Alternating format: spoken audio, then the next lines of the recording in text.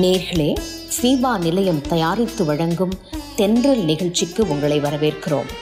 இன்றைய நிகழ்ச்சியில் கிறிஸ்தவ நெறிமுறைகள் என்ற தலைப்பில் வருகின்ற வாரங்களுக்கு தொடர் நிகழ்ச்சியை தயாரித்து வழங்குகிறோம். நிகழ்ச்சியில் சிறப்புரையாற்ற அருள் திரு முனைவர் இம்மானுவேல் சுந்தர்ராஜன் அவர்கள் வருகை தந்துள்ளார். வேலூர் பகுதியில் வசித்து வரும் இவர் இறையியல் கல்வியில் முனைவர் பட்டம் பெற்றவர், பல கல்வித்துறையில் பட்டம் பெற்ற நிபுணர், சிறந்த ஆலோசகர், சிறப்புமிக்க பல புத்தகங்களை எழுதிய ஆசிரியர். இன்றைய நிகழ்ச்சியில் கிறிஸ்தவ நெறிமுறைகள் என்ற தலைப்பில் சில கருத்துக்களை உங்களோடு பகிர்ந்து கொள்ள உள்ளார். தொடர்ந்து நிகழ்ச்சியை கேளுங்கள்.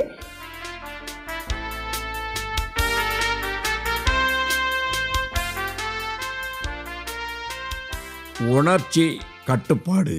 நமக்கு உணர்ச்சிகள், கோப தாபங்கள், அன்பு, மகிழ்ச்சிகள், வேதனைகள், கவலைகள் வருகிறதே, அதை எப்படி கட்டுப்பாட்டுக்குள் வைத்துக்கொண்டு not become emotionally, but we should be emotional control, emotions control. உணர்ச்சி கட்டுப்பாடு. மகிழ்ச்சியாக இருக்கிறேன், வருத்தமாக இருக்குது, ரொம்ப டென்ஷனாக இருக்குது, கவலையாக இருக்குது, கலக்கமாக இருக்குது என்று சொல்லுகிற ஒவ்வொருவருக்கும் இது அவசியமான ஒரு அறிவுரை.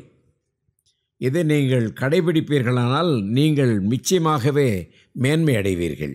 அதற்காக உங்களுக்கு சொல்ல விரும்புகிறேன். எனவே உணர்வுகளை கையாளும் திறமை மனிதனுக்கு வேண்டும். மனிதரின் நிறைவான வாழ்விற்கு கையாளுகிற திறமை இருந்தால்தான் நீங்கள் அதை முக்கியமாக வைத்து கொள்ளலாம். உணர்வுகளால் தான் மனிதன் வாழ்வே உதயமாகிறது. உங்களை பார்த்த உடனே ஹலோ சார் அப்படின்றீங்க, நீங்கள் பேசாமல் இருந்தீங்கன்னு வச்சுக்கோங்க. கண்ணை திறக்கவும் இல்லை, கலவன்னு சொல்லலை, கையும் ஆட்டலை, அப்புறம் இருந்தேன் அது என்ன சார்னு கேட்டேன், தெரியல சார். நீங்கள் அவர்கள் ஹலோ என்று சந்தோஷத்தை சொன்னால் நாங்களும் ஹலோ சார், குட் மார்னிங், எப்படி இருக்கிறீங்க என்று கேட்டால்தான் நீங்கள் உணர்ச்சியை மற்றவர்களுக்கு பகிர்ந்து கொடுக்கிறீர்கள் என்று அர்த்தம். இந்த உணர்ச்சியை நீங்கள் வெளிப்படுத்தாமலும் உணர்ச்சியை நீங்கள் கையாள வேண்டிய இடத்துல கையாளாமல் இருந்தால் உங்களை பார்த்தால் நீங்கள் ஒரு அப்நார்மல் மேன், ஒரு சாதாரண மனிதன் அல்ல, நீங்கள் மனிதத்தன்மையை இழந்து கொண்டிருக்கிறீர்கள் என்று நினைப்பார்கள். ஒரு மனிதனின் செயலுக்கு அடிப்படை ஊக்கமே உணர்வு தான். Your expressions of emotions. உணர்வின்றி எந்த செயலும் சிறப்புதான் இல்லை. ஒரு மனிதனுடைய வெற்றிக்கு அவன் செயலில் காட்டும் உணர்வு பூர்வமான ஈடுபாடு தான் ஆகும், இல்லைங்களா? பாருங்கள், நீங்கள் நினைக்கிறீங்க, என்ன நினைக்கிறீங்க, உங்களுக்கு ஏன்டா சிரிக்கணும், சீக்கிரம் பார்த்து அவார்டு போயிட்டு போகிறான், அவன் சிரிச்சிட்டு போகிறான், அவனை பைத்தியக்காரன், அப்படிலாம் நினைக்கக்கூடாது. நீங்களும் ஒரு உணர்ச்சி உடைய மனிதர்தான் என்றும் அவனுடைய மகிழ்ச்சியை நீங்கள் ரிஃப்ளெக்ட் பண்ணி பிரதிபலித்து காட்ட வேண்டும். உணர்வுகளைத்தான் கையாள கற்றுக்கொண்டால் வாழ்வில் நிறைவு கிடைக்கும் என்பதை நீங்கள் மறந்துவிடக்கூடாது. வாழ்வே வாழ்வும்போது இப்படிப்பட்ட ஒரு காரியங்களைத்தான் நாம் கை கொள்ள வேண்டும். உணர்வுகளை கையாள வேண்டும், மகிழ்வோடு இருக்க வேண்டும், நிறைவோடு இருக்க வேண்டும், பெறுவதோடு வெற்றி அடைய வேண்டும், வெற்றியோடு நிச்சயம் வேண்டும், நிச்சயம் அது உணர்வுகளாக வெளிப்படுத்த திறமை வேண்டும். ஒருத்தன் ஓடி முதல் ப்ரைஸ் வாங்கிட்டான்னா நீங்கள் வாங்கினீங்களே இல்லையோ, நீங்கள் வாங்கினதான் நினச்சி கை தட்டி சந்தோஷப்பட்டு ஓ என்று கத்தினால்தான் நீங்களும் ஒரு மனிதனாக இருக்கிறீர்கள் என்று பேசாமல் உட்காந்துட்டு. ஒரு கதை நான் வாசித்தேன். என்ன கதை வாசித்தேன்னா, ஒரு ஆள் அங்கே ஃபுட்பால் கிரவுண்டில் நிற்கிறாரு. இந்த பக்கம் பந்து எடுத்துகிட்டு இடது பக்கத்தில் இருந்த டீமு எடுத்துகிட்டு வலது பக்கத்தில் உள்ள இடத்துக்கு போகுது. எல்லோரும் கைகட்டி கேட்டு பண்ணுறாங்க. அப்புறம் இந்த ரைட் சைடில் இருக்கிற டீமு லெஃப்ட் சைடில் உள்ள இடத்துக்கு கொண்டு போகிறாங்க. எல்லோரும் ஐயோ யோ யோ யோ கத்துறாங்க. ஆனால் அதில் ஒரே ஒருத்தர் மட்டும் கை தட்டுறார் சந்தோஷமாக. லெஃப்ட் சைட்லேருந்து ரைட்டுக்கு போனாலும் கை தட்டுவார், ரைட் சைட்லேருந்து லெஃப்ட்டுக்கு போனாலும் கை தட்டுவார். கொஞ்ச நேரம் அவர் பக்கத்து நின்றவர் பார்த்தாரு. ஏய்யா, நீ எந்த டீமுக்குப்பா கை தட்டுறன்னு கேட்டார். அப்போ சொன்னாரா, நான் லெஃப்ட் டீமுக்கு தான் கை தட்டுறேன். பிறகு ஒரு ரைட் சைட்லேருந்து ஒரு லெஃப்ட்டுக்கு போகிறாங்க, நீ என்ன ரைட் சைடுக்கு மறுபடியும் கை தட்டுறேன்? ஆமாம் சார், ரைட் சைடு இருக்கிறவங்களுக்காகவும் நான் கை தட்டுறேன் சார்னார். என்னையா நீ பைத்தியமா? யாராவது ஒரு டீமுக்கு தான் கை தட்ட முடியும், எல்லா டீமுக்கும் கை தட்டினா நீ பைத்தியக்காரன். நீங்கள் உங்கள் உணர்ச்சிகளை ஒரு அர்த்தத்தோடு காட்ட வேண்டும். சும்மா அவர் ஜெயிச்சா போல வரல, இவன் ஜெயிச்சா போல வரணும் அந்த எண்ணத்தை இருக்கப்படாது. உணர்வுகளை மேலாண்மை செய்வதை கற்றுக்கொள்ளும் முன் உணர்வுகள் என்றால் என்ன என்று உனக்கு தெரிய வேண்டும். அதன் பரிமாணங்கள் என்ன என்பதை அறிந்து கொள்வதுதான் மிக தேவையானது. உணர்வு என்பது என்ன? உணர்வுகளுக்கு சரியான ஆங்கில சொல் என்ன? எமோஷன்ஸ். எமோஷன்ஸ் என்ற சொல்லுக்கு MOIR என்று பிரெஞ்சு அடிப்படையாக சொல்கிறது. MOIR என்ற பிரெஞ்சு வார்த்தையில் அதை கலக்கி விடுதல் என்கிற அர்த்தத்தில் தான் இருக்குதாம். தமிழில் கூறினால் தூண்டிவிடப்பட்ட நிலைமை, கலங்கிய நிலைமை, அதாவது சாதாரண நிலையிலிருந்து தூண்டிவிடப்பட்ட சற்று மாறுபாடடைந்த மனநிலைமையில் செயல்படுவது தான் உணர்வு. உணர்வு என்பது நம்ம மனது கலக்கமடைகிறது. எனவே உணர்வுகள் என்றால் இயல்பாக எழும் ஓர் மனநிலைமையின் காரணமாக ஏற்படும் விளைவுகள்தான் உள்ளடங்கி இருக்கிறது. இயல்பாக எழும் மனநிலைமைனா என்ன? நாம் விழிப்புணர்வுடன் விரும்பி தேர்ந்தெடுப்பது அல்ல, மாறாக நம்மை அறியாமல் நம்மிடம் இயல்பாக எழும் ஒரு மனநிலைமைதான் உணர்வு. உணர்வு என்பது இயல்பாக நமக்குள்ளே ஏற்பட வேண்டும். மனிதருக்கு மனிதர் உணர்வுகளினால் ஏற்படும் அழுத்தம் வேறுபாடு காலம்தான் உணர்வுகளை ஏற்படுத்தும் விளைவுகளுக்கு மனிதருக்கு மனிதர் வேறுபடுகிறது. ஒருவர் ரொம்ப கக்கன்னு சிரிப்பார், இன்னொருத்தர் அவன் ஸ்மைல் பண்ணுவார், இன்னொருத்தர் அப்படின்பார். அதாவது அவர் வாய் நீளமாக இந்த சைடில் மட்டும் திருவார், இன்னொருத்தர் சிரிக்கவே மாட்டார். மனிதனுக்கு மனிதன் உணர்வுகள் வித்தியாசமாக வெளிப்படுத்தப்படுகின்றன. ஆனால் அதனுடைய அர்த்தம் எதாக இருக்க வேண்டுமென்றால் ரெஸ்பான்ஸ். அங்கே நடந்த சம்பவத்திற்கு இவர் மனதில் அது ஈடுபாடு ஏற்படுகிறது என்பதை காட்டுவதற்காக ஒவ்வொருத்தரும் வித்தியாசமாக காட்டுகிறார்கள். ஆனால் வெளியே கவலை காட்டாமல் யாரும் இருப்பாரானால் அவன் மனிதனாக இருக்க மாட்டான். ஒருவேளை பொம்மையாக இருக்கலாம், அல்லது அவன் செய்யப்பட்ட ஒரு ஆர்டிஃபிஷியல் ஒரு மனுஷன் மாதிரி இருக்கலாம். அது மனிதனுக்கு தன்மை அல்ல. மனிதன் என்றால் உணர்வு இருக்க வேண்டும். உணர்வு என்றால் உணர்ச்சி வெளி தழும்பி காணப்பட வேண்டும். இரண்டாவது, உணர்வு ஏற்படும் இறுக்கத்தின் சில விளைவுகள் நன்மையில் ஏற்படலாம். தலையில் நம்மளாம் அடிச்சுக்கிறோம், ஏன்னா என்ன நடந்துட்டாடா, அனைத்தையும் கலைத்து போட்டு இங்கும் அங்கும் தேடலாம். சில பேர் அங்கேயும் இங்கேயும் அலைவாங்க. சென்ற வழியிலே பதட்டத்தோடு அலையலாம். பதட்டத்தை உணர்ந்து ஆழ்ந்து சிந்தித்து பார்க்கலாம். உணர்வுகளின் மேலாண்மை என்ன? உணர்வுகளில் எவைகள் மேன்மையானவைகள்? டேனியல் கோல்மன் என்பவர் என்ன சொல்கிறார்? உணர்வுகளை உணரும் திறமை வேண்டும். உணர்வுகளை உருவாக்கிய புதிய படைக்கும் திறன் வேண்டும். தன்னை பற்றியும் பிறரை பற்றியும் உள்ள உணர்வுகளை புரிந்து கொள்ளும் மூலம் உணர்வு பற்றிய அறிவை வளர்க்கும் திறன் நமக்கு வேண்டும்.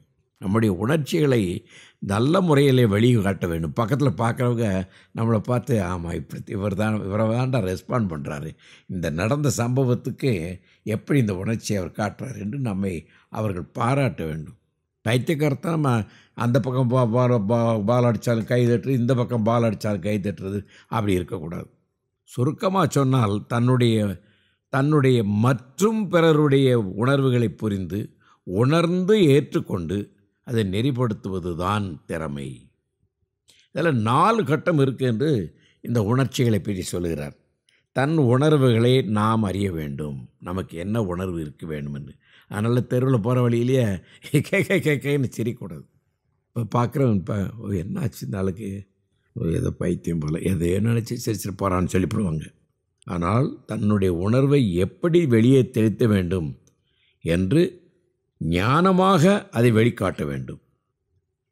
பிறர் நம்முடைய உணர்வுகளை காட்டும்போது பிறருக்கு எரிச்சல் வரக்கூடாது, பொறாமை வரக்கூடாது.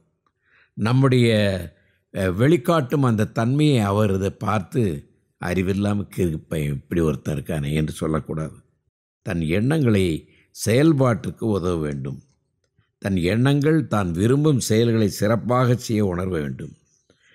விருப்பம், ஆசை என்ற உணர்வுகளை வளர்த்து அதை அடைவதில் எந்த சவால் வந்தாலும் திடமாக பகிர வேண்டும்.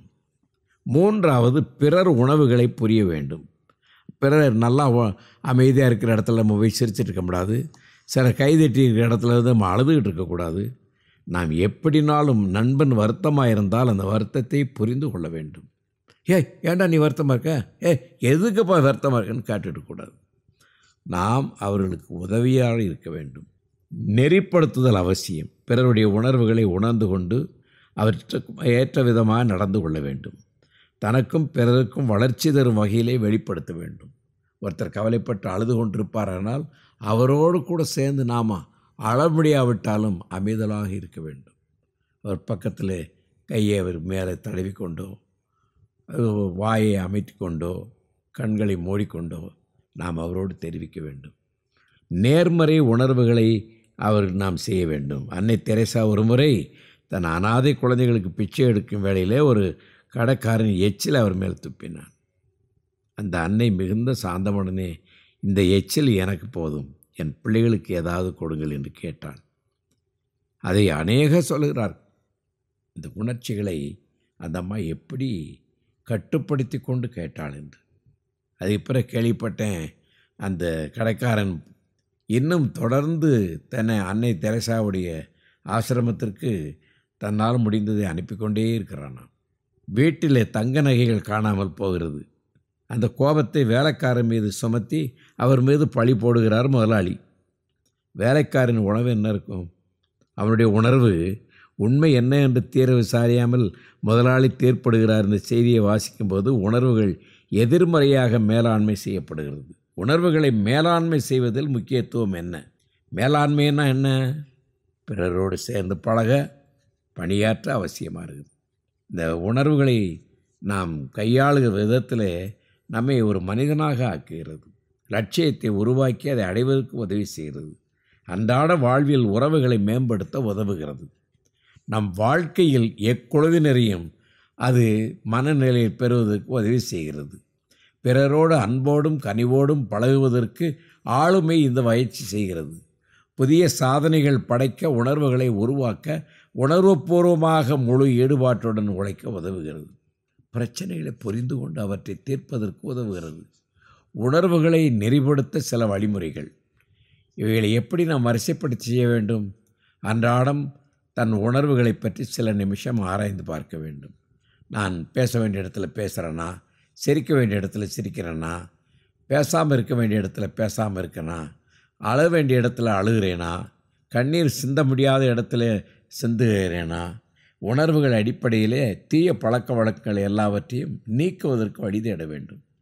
இறுக்கமான உணர்வில் புகைத்தல், மகிழ்வான நேரத்தில் மது குடித்தல் தப்பான காரியங்கள். தன்னிடம் ஏற்படும் உணர்வுகளை ஏற்றுக்கொள்ளுதல், குற்றப்பழி உணர்வுகளை தவிர்த்தல், தன் உணர்வுகளை தீர்ப்பிடாது அப்படியே ஏற்றுக்கொள்ளுதல், என்ன விளைவு ஏற்பட்டாலும் திறந்த மனதுடன் இருத்தல், எதையும் தாங்கும் மனநிலைமை வளர்த்தல், மற்றவர்களின் உடல் மாற்றங்களை குறிப்பால் அறிந்து அவர்களின் உணர்வை புரிந்து கொள்ளுதல், தன்னுடைய உணர்வு மாற்றத்தால் பிறருக்கு ஏற்படும் விளைவுகளை அறிதல், தன்னுடைய உணர்வுகளுக்கு நேர்மையாய் நடத்தல், சமுதாய விழிப்புணர்வு பெறுதல். பிரியமானவர்களே, நாம் உணர்ச்சிகளை உபயோகித்தல கூட ஒரு பக்குவம் வேண்டும். அவர்களுக்கு ஏற்ற விதமாக நடந்து கொள்வதற்கு உதவி செய்ய வேண்டும். இந்த உணர்வுகளை நம்மிடத்தில் உள்ள உணர்வு தானே என்று நினைக்கிறோமே. கவலைப்படுதல், சில பேர் கலங்குதல், சில பேருக்கு வைத்தாலே போயிடும் மற்றவங்களுக்கு ஏற்பட்ட கஷ்டங்களை பார்த்துட்டா. இப்படிப்பட்ட தன்மைகள் பிறரோடு நாம் இணைந்து வாழ்வதற்கு உதவியாக இருக்கும். நம்மளால் அநேகர் காப்பாற்றப்படுவார்கள், ஊக்கப்படுத்தப்படுவார்கள், வாழ்வார்கள். அருமையானவர்களே, நம்முடைய உணர்வுகளை கண்ட இடத்துல சிதறி விட்டு அறிவற்றவர்களாய் வாழாதபடிக்கு சமுதாயத்திற்குள்ளே ஒரு மனிதனாக வாழ, மனிதர்களுக்கு ஏற்ற விதமாக வாழ்ந்து நம்முடைய உணர்வுகள் மூலமாக அவர்களை தாங்குவதற்கு உதவி செய்வோமாக. வணக்கம்.